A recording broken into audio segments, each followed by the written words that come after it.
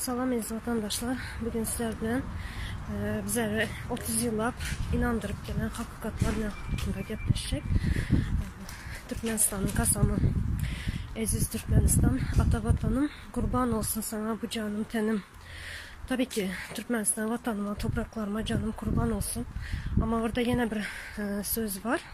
Sözlem. Prezidentime dönüyle etsen, koy benim ömrüm kül olsun.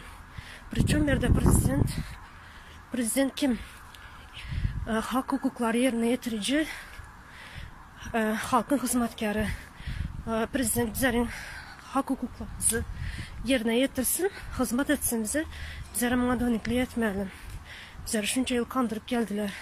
Mekteplerde, okullarda, askerlerde, her yerde kasam içirdiler. Nimçimize ömrümüz kül olmamış bunun için.